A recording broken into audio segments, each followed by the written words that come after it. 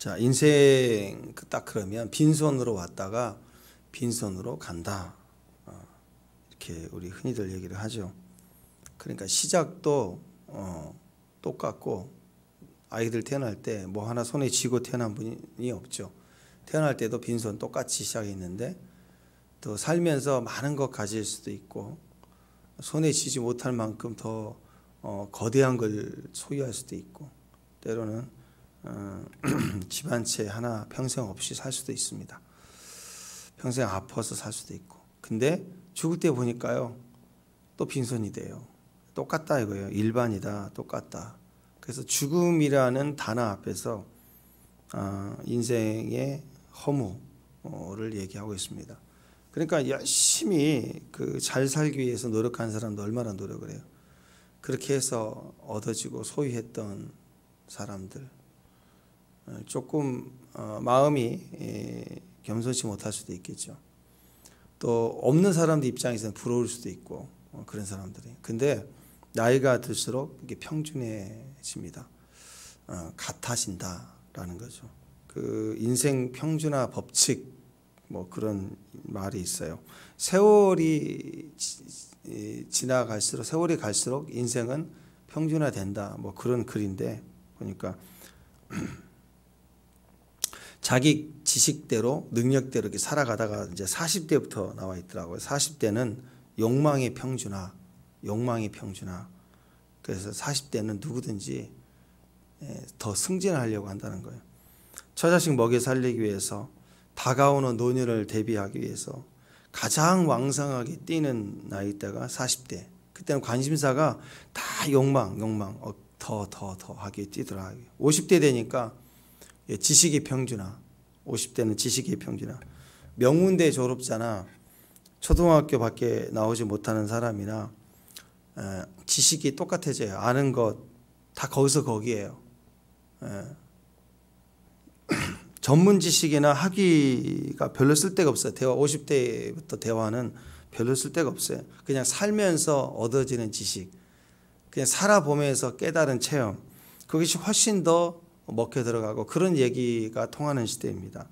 술 한잔 마시면 사람 똑같은 얘기하고, 그때 그 50대 친구들이 만나가지고 뭐 학위, 박사 학위 얘기하고 뭐 그거 안 통해요. 오히려 매스컴을 통해서 보면 박사 학위 받은 바보, 그 다음에 뭐 검사 출신, 근데 어처구니 없는 애들도 안 하는 행동을 해가지고 옷 벗고 막 그런 일을 보잖아요. 그러니까 똑똑해도 아무것도 아닌 바보가 되고, 오히려 배우는 건 하기는 별로 없는데, 맛집 그 사장님, 유명한 맛집 사장님의 그 음식에 대한 열정, 그게 사람들의 공감을 얻고 대화가 되고 친구가 많아지고, 그래서 지식이 거의 비슷해집니다. 60대가 되면 이제 외모의 평준화 그랬는데, 미스 코리아 출신의 영화 배우, 꽤 유명했던 영화 배우도 이제 60대 되면 쪼글쪼글 다 되고요. 그 안 나오시는 탤런트 분들, 꽤 잘 나갔던 여자 탤런트 분도 한 5년 10년 안 보다가 갑자기 이렇게 인터뷰할 때 보면 팍싹 늙어 있잖아요. 그죠? 또 식당 아줌마 비슷해요. 그 나이대가 되면 그 얼굴이 다 그 얼굴입니다. 다들 화장을 못하고 다 분장 수준이에요. 막 찍어 발라야 되는 수준이에요. 그래서 60대 되면 다 비슷해요. 비슷해. 연예인이나 누구나 다 비슷해. 70대가 되면 건강의 평준화라고 합니다. 그 운동에서 막 몸짱에서 막 멋진 사람들이나, 그냥 숨쉬기만 맨날 해가지고 배만 나온 사람이나 막 걱정하고 염려하고 그러는데, 70대까지 안 죽고 살아있으면요, 70대 서로 만나면 똑같아요. 운동 많이 했던 사람도 들어가고, 배만 나왔던 사람도 다 거기서 거기에 비슷해하고, 그냥 매일 뭐 커피 한 5잔 마시고 살았던 사람이나, 홍삼 맨날 빨고 다니는 사람이나, 다 아프면 안 돼요. 아프면 안 되고, 안 아프면 서로 짱이고, 그 얘기예요. 건강도 비슷해진다 이거죠. 또 80대가 되면 부의 평준화 그러는데, 있어서 뭐 많이 소유한 사람이나 또 별로 없는 사람이나 부가 평준해진다 이거예요. 왜냐하면 숫자상에는 많을지 모르지만 딱 하루 세 끼면 족하다 이거예요. 돈이 아무리 많아도 아이고 소화 안 된다 그러면 소식하게 되고, 아무리 돈이 많아도 4끼씩 먹고 그러지 못하죠. 3끼 아니 2끼, 양도 소량으로. 그래서 다 귀찮고 무겁고, 그래서 80대가 되면 부가 평진해진다 그래요. 90대가 되면 이제 생사의 평준화 이렇게 얘기하는데, 죽은 자나 산 자나 다 거기서 거기에요.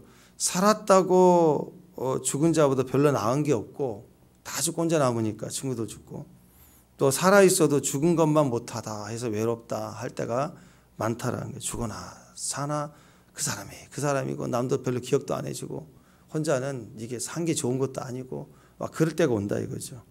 결국 인간이 죽음이라는 그 기준을 놓고 보면 많이 뛰고 많이 얻는 것 같고 소유한 것 같아도 결국 인생은 점점 비슷해져 가고 결국 똑같아져서 누구도 예외 없이 빈손으로 가더라. 그 얘기를 지금 오늘 하고 있습니다. 1절에 보면 그렇기 때문에 사람 손은 빈손에서 빈손 가는데 모든 것이 다 어디가 있느냐? 하나님 손에 있다. 하나님 손에 있다는 이 말을 우리가 결정적으로 증거해 주는 것이 죽음입니다. 죽음. 누구도 지식과 능력을 가지고 죽음을 이겨내거나 죽음을 해결할 사람이 아무도 없다. 그 안에서 모든 사람이 공평하다, 평진하다, 자기 힘으로 열심히 이룬 거 다 헛되다. 그 얘기를 우리에게 하고 있습니다. 1절에 보면은요, 모든 것이 다 주의 은혜예요. 주의 손에 있다. 모든 것이 주의 손에 있다. 그 말은 중간에 보면은 의인이나 지혜자들의 그들의 행위가 다 하나님 손 안에 있다. 주의 손 안에 있다. 그 말은 모든 것이 다 주의 은혜예요. 사람이 이룬 거 죽음 만나면 다 쓸데없어요. 연장할 수도 없고 통과할 수도 없고 아무것도 안 되는 거예요. 하나님 손에 있다라는 말은 우리가 살면서 얻어지는 것은 내 노력으로 내 수단으로 얻어지는 모든 것들은 다 헛된 거예요. 없어지는 거예요. 바람을 잡은 것처럼 이렇게 바람이 세게 불 때 손을 이렇게 내밀면 손바닥을 막 밀고 가잖아요. 바람이 느껴진다고요. 그래서 딱 손으로 움켜쥐면 바람이 잡히나요? 잡히는 게 아니잖아요. 그러니까 인생이 다 사라지는 거예요. 그러니까 인생에서 남는 거 뭐냐? 은혜밖에 안 남아요. 하나님 주신 은혜. 그래서 이 모든 것이 다 하나님 손에 있다. 그 말은 모든 것이 다 주의 은혜다. 그런 뜻입니다. 하나님이 거저 주시는 거, 그게 은혜잖아요. 그러니까 모든 소유는 다 하나님께로 온다는 거예요. 사람에게 온 것이 없어요. 다 사라지고 없어요. 은혜로 주신 거예요. 그러니까 이제 지금 내게 있다, 뭐가 있다, 그런 다 하나님 은혜 주신 거다. 이렇게 생각을 하라는 거죠. 무슨 말이냐? 내가 소유하고 있는 것이 있다면 그것을 욕망을 위해서 쓰지 말고 주님을 위해서 쓰라는 거죠.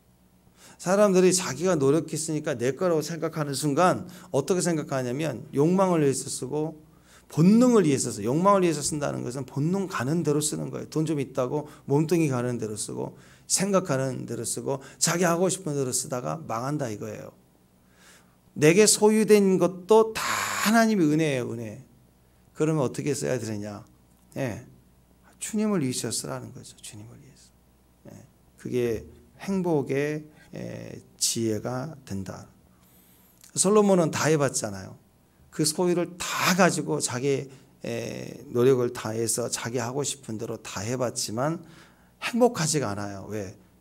본능을 위해서 쓰고 그리고 욕망을 위해서 쓰니까 남는 것이 없어요.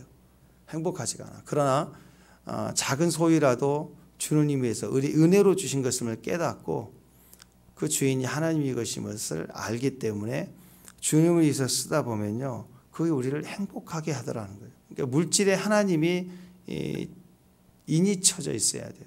말 한마디 하는데도 포도주잖아요. 내 말 하는 게 아니라 주님의 감동을 주시고 주님이 주시는 말씀의 말을 하기 시작하는 거예요. 말 한마디 생각하는 거.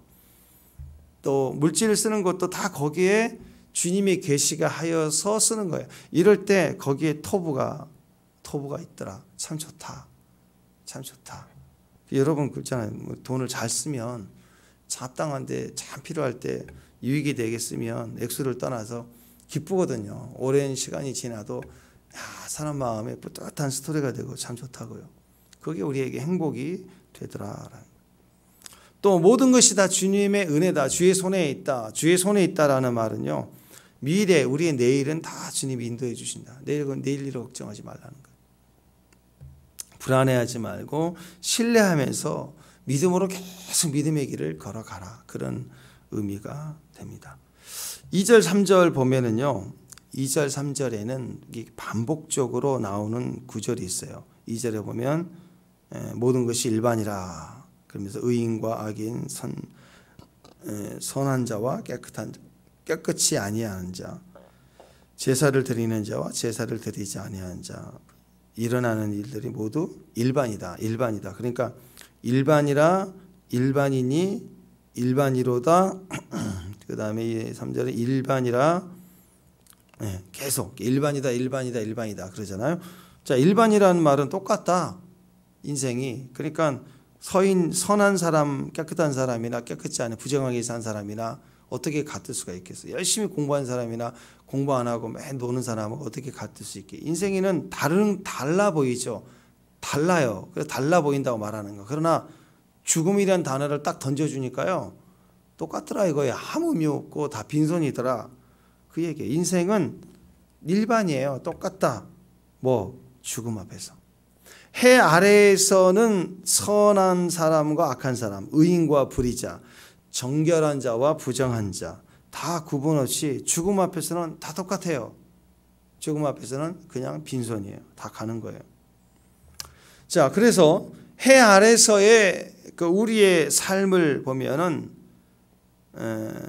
우리는 서로 각자가 다 경쟁해요. 생존이 걸린 경쟁이잖아요. 그래서 더 성공하기 위해서 또 공부하고 더 일하고 더 잠도 못 자고 또 새벽같이 또 막 열심히 일하러 가는 사람. 그러면서 인생을 성공하기 위해서 난리를 칩니다. 더 경쟁하는 거죠. 젊었을 때는 그렇게 더 노력한 사람이 더 빨리 앞장서게 되고 또 차이도 분명히 나게 되고 그렇습니다. 근데 시간이 갈수록 보니까 방금 세월이 주는 병진아 이야기처럼 나이가 갈수록 마음 내면이 소위는 좀 달랐었는데 또는 태어날 때부터 금수저가 있잖아요. 부모의 덕을 받아서 이미 소유가 많은 사람. 근데 40대, 50대, 60대 되면 비슷한 말을 하고 비슷한 방향을 가지고 비슷해지기 시작하고 나중에는 소유가 많아도 숫자에 불과하고 그냥 하루 세 끼 딱 먹는 거예요. 하루 세 끼. 그것도 소식해서 잘 못 먹고. 그렇게 인생이 흘러가더라 이거죠. 죽음이라는 단어를 딱 집어넣으니까 그 시점을 기준으로 점점 다시 이렇게 좁혀져 가면서 같아져 가더라. 그 얘기를 합니다. 그런 의도에서 인생은 평균하다. 다 똑같다. 해 아래의 모든 인생은 똑같다. 자, 그러면서 이제 4절, 5절, 6절 이야기가 나옵니다. 이게 무슨 말이냐? 똑같다. 그 똑같다는 기준의 의미는 죽음이란 단어 앞에서이죠. 죽음 앞에서 죽음으로 가는 모든 인생이 점점 똑같아지더라. 그 얘기하면서 뭐라고 하느냐? 이것만 있으면 열심히 뛰어봐야 무슨 소용이 있어요. 게으른 사람이나 부지런한 사람이나 똑같다면 무슨 의미가 있겠어요? 아무 의미가 없겠죠. 근데 열심히 뛰고 또 게으른 사람이거나 또는 선한 사람이나 악한 사람이나 다 똑같은데 여기서 중요한 인생의 차이를 얘기하고 있는 게 있습니다. 그게 뭐냐면 4절에서 6절까지예요. 어디다 포커스를 맞춰야 되느냐? 열심히 살아오고 게을리 살고 또 선하고 악하고 거기다 기준 두지 말고 거기 똑같으니까 어디다 기준을 둬야 되느냐? 살아있는 사람이냐 죽은 사람이냐 이거 보라는 거예요. 자, 4절, 5절, 6절 한번 쫙 읽어봅시다. 4절, 5절, 6절 시작. 모든 산자들 중에 들어있는 자에게는 누구나 소망이 있음을 상계가 죽은 사자보다 낫기 때문이다. 산자들은 죽을 줄을 알되 죽은 자들은 아무것도 모르며 그들이 다시는 상을 받지 못하는 것을 그들의 이름이 이심받음이라. 그들의 사랑과 미움과 시기도 없어진 지 오래미니 해 아래 행하는 모든 일들 중에 그들에게 돌아갈 몫은 영원히 없다. 자, 죽은 사람보다 지금 살아있는 사람들의 장점이 있다 이거예요. 뭐냐? 변화의 가능성이에요. 변화의 가능성.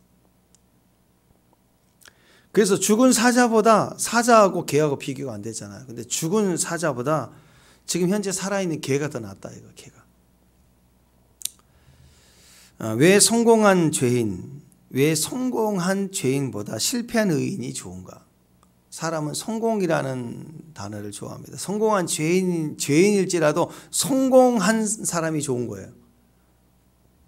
근데 아니라는 거예요. 뭐냐면 성공한 죄인보다 실패 싫어하잖아요. 근데 실패한 의인이 더 중요하다. 왜? 비록 실패했어도 천국 가니까. 천국 가니까. 아무리 이 땅에서 성공해봐야 뭐예요? 죄인인데. 그럼 지옥 가잖아요. 근데 실패했어도 실패한 의인이 왜 좋은가? 그것은 실패했어도 천국 가니까. 또 왜 성공한 죄인보다 실패한 의인이 더 좋은가? 변화의 가능성이 있으니까.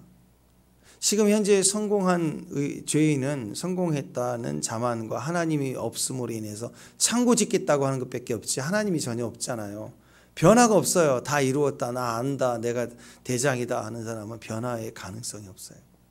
근데 지금 현재 실패한 사람이에요. 근데 의인이에요. 그러면 거기서부터 시작인 거예요. 얼마든지 변화될 수 있는 가능성이 있는 거예요. 생명이 있으니까. 성공한 죄인은 마치 오늘 본문에서는 죽은 사자로 표현하고 있어요. 이미 죽어버린 사람은 변화의 가능성이 없어요. 무덤가에 있는 죽은 사람이 뭐 변화가 되겠어요? 근데 산 개는요, 오늘 웃을 수 있고 어제까지 힘들어도 오늘 웃을 수 있고 오늘 좀 힘들어도 내일은 웃을 수 있고 좋아질 수 있고 변화받을 수 있고 주인에게 사랑받을 수 있고 가능성이 얼마든지 더 웃을 일이 더 많다는 거예요. 죽은 사자는 웃을 수가 없어요. 근데 살아있는 개는 웃을 수가 있어요. 변화의 가능성이 있다. 그래서 5절에 보면 죽을 줄도 알고 상을 받을 줄도 받을 수도 있고 이게 가능성이 있는 거 아니에요. 여러분 내가 곧 죽는다라는 것을 무덤에 있는 사람은 몰라요. 이미 죽었기 때문에. 근데 지금 내가 실패하게 살아왔어도 근데 죽는다. 불행한 일이지만 당신은 3달밖에 못 살아요. 만약에 병원에 가서 3달밖에 못 살아요. 그러면 지혜가 되는 거예요. 그때부터는 3달이라는 시간을 소중하게 쓸 줄 알고 3달이라도 가족을 사랑하고 친구를 사랑하고 용서하고 좋은 것 해주고 싶고 하는 마음이 진짜 인간이 좋은 사람이 된다고요. 그냥 오늘 사고 나서 죽은 사람보다 시한부 인생이 나쁜 것만은 아니에요. 그러니까 아직 내가 죽는다라는 것을 안다. 내가 죽을 수도 있다. 지금 죽는 줄 안다. 그럴 때 사람이 변화의 가능성이 있는 거예요. 죽기 전에 무엇인가를 바꿔줄 수도 있고 바꾸려고 노력할 수도 있다. 이게 살아있는 현재 살아있는 자의 능력입니다. 누가복음 16장에 보면 부자가 나오고 거지 나사로가 나오는데 부자가 지옥 가서 그때 자기의 어리석음을 깨닫죠. 지옥 가가지고 아이고 물 한 모금 먹기도 힘드네. 근데 거지 자기 집 대문 앞에서 얻어먹었던 거지 나사로는 죽어서 아브라함의 품에 있으면서 있는 걸 보고는 그때 깨닫죠. 그래서 얘기를 하는 거예요. 주여 우리 저 나사로를 다시 환생하게 다시 살아나게 해서 아직 세상에 있는 내 형제 5에게 가서 증거하면 죽은 자가 살아나서 천국 있다 얘기하지 내 형제들이 다 믿을 거 아니냐고. 나는 지역에 왔지만 나 형제들 좀 전도 좀 해달라고 막 얘기하잖아요. 그랬더니 아니다 할 수 없다 그러잖아요. 그러니까 할 수 없는 게 있어요. 죽어버린 사람이 할 수 없는 게 있어요. 그것은 전도를 못해요. 죽기 전에 할 수 있는 게 전도예요. 전도의 의미가 뭘까요? 예수 믿고 구원받는 거겠지만 이것이 의미하는 궁극적인 것은 변화죠. 변화될 가능성은 살아있는 자에게 현재 바보고 예수 안 믿고 있고 실패된 인생을 살았고 병들어 있고 그래도 현재 아직 살아있는 사람은 변화의 가능성이 있는 거예요.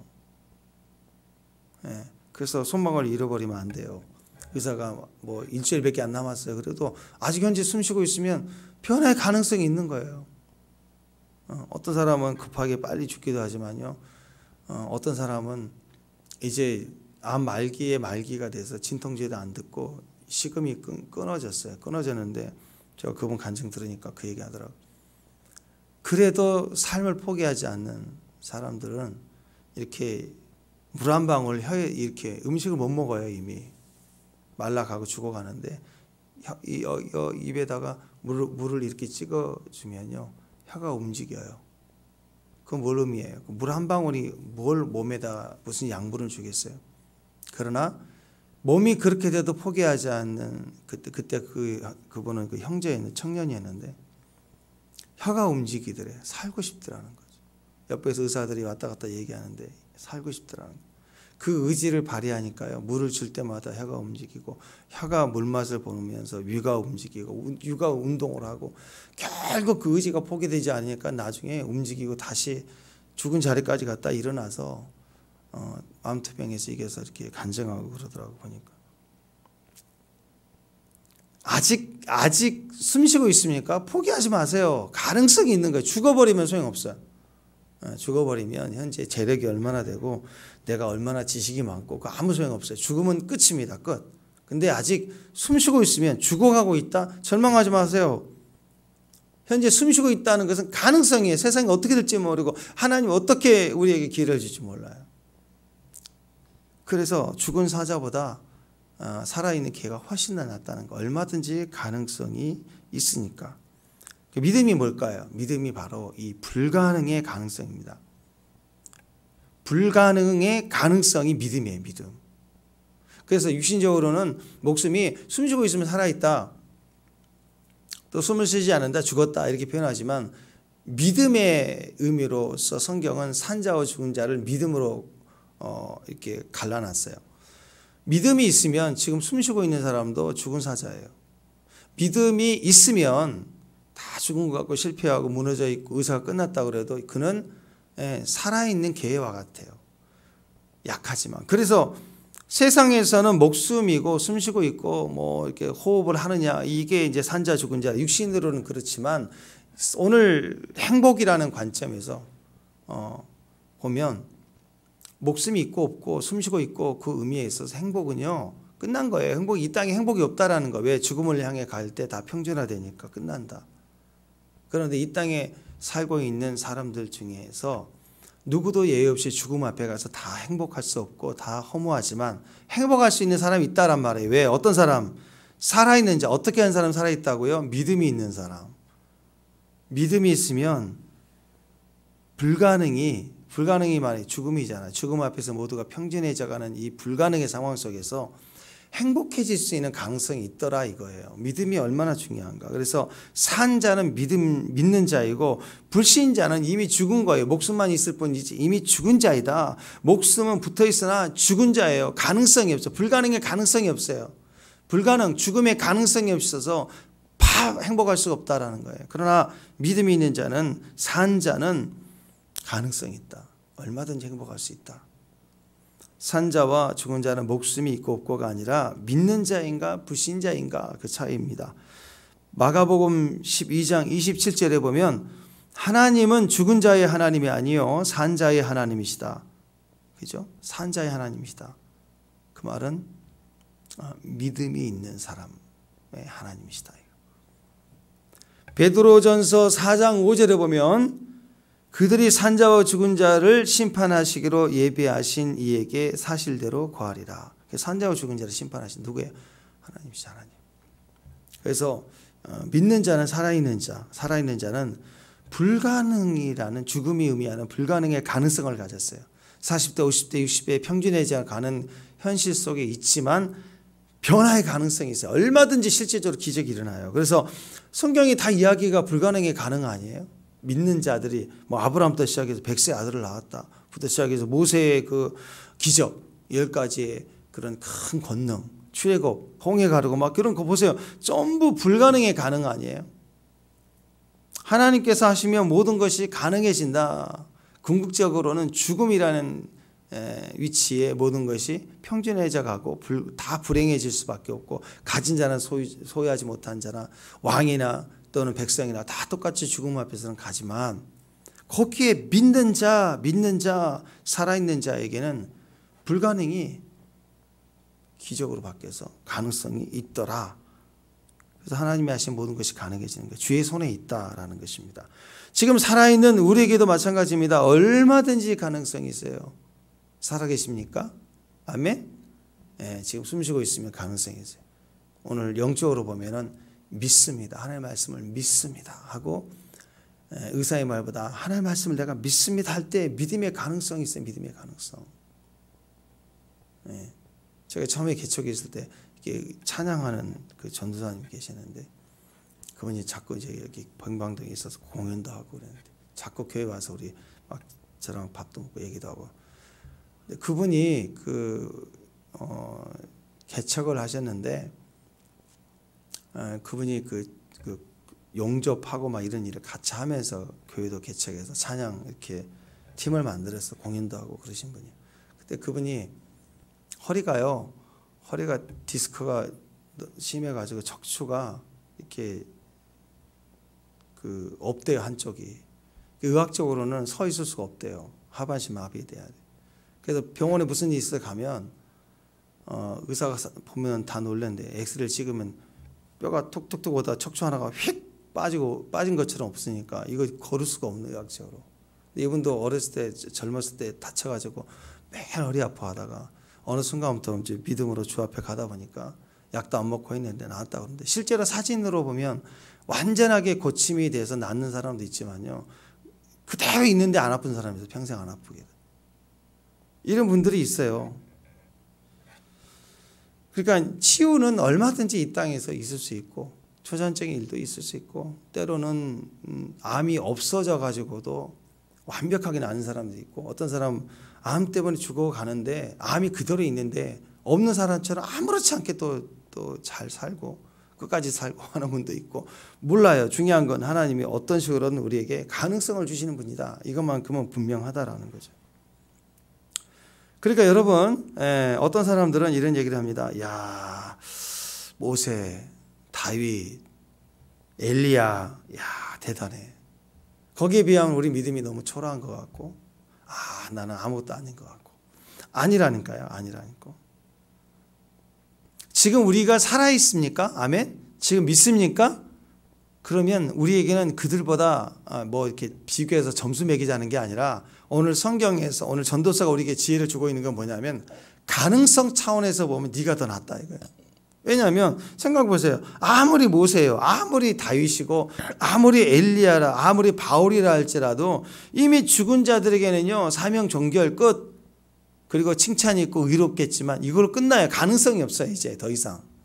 근데 우리는 아무리 믿음이 작고 부족하고 연약한 자라 할지라도 우리에게 뭐가 있냐? 믿음의 가능성이 있고 상급의 가능성이 훨씬 더 커요. 축복합니다. 지금 숨쉬고 있는 저와 여러분이 다윗, 모세, 엘리야, 바울보다도 가능성 차원에서 우리가 훨씬 더 크다 이거예요. 크다. 오히려 그들이 우리를 부러워해요. 부러워해. 근데 그것을 아직 우리가 못 깨달아서 그렇지. 근데 오늘 깨달으면요, 오늘 인생부터 오늘부터 달라질 수 있어. 오늘 내가 어떤 일을 할지 몰라요. 바울보다 훨씬 더 큰 일을 감당해 가고 주 앞에 갈 수도 있는 거예요. 모르는 거예요, 우리가. 지금 숨쉬고 계십니까? 아멘? 믿습니까? 아멘? 저와 여러분이 훨씬 더 가능성이 있다. 믿음의 비료 같은 사람일지라도 실망하면 안 돼요. 지금 호흡하고 있습니까? 지금 교회 다니기 시작했습니까? 괜찮아요. 지금 교회를 다니기 시작했다 할지라도 얼마든지 믿음의 가능성, 능력의 가능성이 있는 사람들이에요. 지금 50대 중반이라 60대 됐다 할지라도, 오래 한갑잔치 한다 할지라도 괜찮아요. 가진 게 없고 배운 것도 없고 몸은 맨날 아프기만 하고 병원만 가면 종합병원이고 치매기가 있을 정도의 기억력도 없고, 내가 그런 사람이라 할지라도 인생이 바뀔까요? 내가 이 정도인데 인생이 바뀔까요? 얼마든지요. 얼마든지. 똑똑이 천재 다니엘일지라도, 바울일지라도, 오늘 솔로몬일지라도요, 이미 죽은 자에게는 기회가 없어요. 그러나 우리에게는 아직 기회가 있습니다. 지금 현재 모든 것이 바닥일지라도 믿음은 불가능의 가능성이에요, 지금. 그래서 난 너무 감사한 거예요. 여러분이 지금 한갑잔치 해야 될 텐데 예, 보니까 막 뭐 배우러 다니고 뭐 영어 회화를 하기 시작했다고 하고 막 이런 거 보니까 막 가능성이 너무너무 그게 능력이죠. 뭔가 도전하는 게. 예, 후라이팬 불고 팸플렛 불고 뭐 하는 거, 뭐라도 도전을 하는 거, 그게 살아있는 거죠. 살아있는 거. 그래서 결론이 10절입니다. 10절 읽고 마칩시다. 10절 시작. 내 손이 일을 얻는 대로 힘을 다해야 할지어다. 내가 장차에 들어갈 세월에는 일도 없고 계획도 없고 지식도 없고 지혜도 없습니다. 예. 죽은 자에게 무슨 일이 있어요? 일을 시키지도 않고 일 맡기지도 않죠. 예. 근데 지금 우리에게 살아있으니까 일을 맡기는 거예요. 봉사도 하라, 선교도 가자. 아무리 가고 싶어도요, 아무리 돈이 많은 사람도요, 비행기를 탈 정도가 아니라 비행기를 살 정도로 돈이 많아도요, 죽었어요. 오늘 무슨 선교의 의미가 있어요? 이 땅에 생명이 있을 때 할 수 있는 일이 뭐냐? 살아있을 때 할 수 있는 일이 뭐냐? 변화시킬 수 있는 능력이에요. 변화될 가능성이 있는 거예요. 이 땅에 살아있는 지금 어떻게 살아야 된다고요? 손에 일을 얻는 대로 열심히 하라. 무슨 일이든지 움직여라, 도와라, 섬겨라. 생명 살리는 일, 기도자, 기도하는 일, 예배자, 예배하는 일, 선교자, 선교하는 일 돕고 봉사하고 힘을 다해서 살려내라는 거. 전도하고.